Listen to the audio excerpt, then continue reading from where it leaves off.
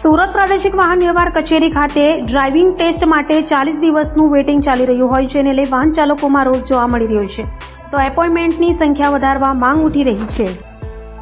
Surat આરટીઓમાં driving test માટે 40 દિવસનું waiting ચાલી રહ્યું છે. ટુ વ્હીલરની ટેસ્ટ આપવા માટે સીધી 7મી જુલાઈની એપોઇન્ટમેન્ટ મળી રહી છે, જેથી અરજદારોએ ખૂબ જ હાલાકીનો સામનો કરવો પડી રહ્યો છે.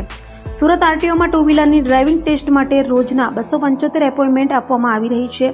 લાંબુ વેઇટિંગ હોવાથી હજારો અરજદારો એડવાન્સમાં એપોઇન્ટમેન્ટ લઈને ટેસ્ટ આપવાની રાહ જોઈ રહ્યા છે. ત્યારે ડ્રાઇવિંગ ટેસ્ટ ટ્રકનો સમય વધારે એપોઇન્ટમેન્ટની સંખ્યા વધારવા માંગ ઉઠી છે, કારણ કે હાલ વેકેશનનો માહોલ ચાલી રહ્યો છે, ત્યારે મોટી સંખ્યામાં વિદ્યાર્થીઓ પણ લર્નિંગ લાયસન્સ કઢાવી રહ્યા છે.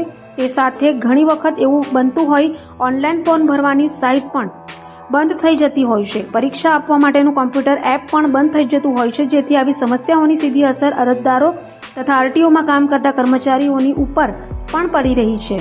કામનું ભારણ ઘટાડવા માટે આરટીઓ કર્મચારીઓ સવારે 8 થી સાંજે 7 વાગ્યા સુધીથી ડ્રાઇવિંગ ટેસ્ટ શરૂ કર્યું છે.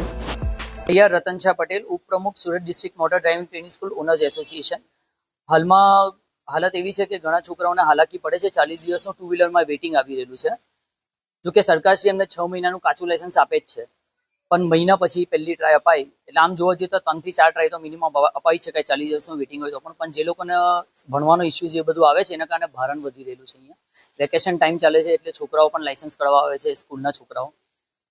હવે એ સદુપરાંત બી સર્વરના ઇસ્યુઝ પણ આવી રહેલા છે.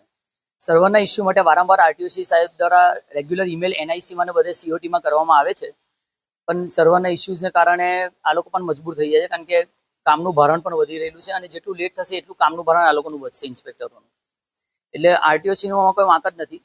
સવારના 7, 7:30, 8 વાગ્યાથી ટ્રાય ચાલુ થાય છે, રાતના 7 વાગ્યા સુધી ઓલમોસ્ટ 12 કલાક ટ્રાય લેવાય છે ટુ વ્હીલરની. 40 દિવસના વેઇટિંગ છે એટલે બંને રીતે લોકોને પણ હાલાકી પડે છે અને આરટીઓને પણ હાલાકી પડે છે.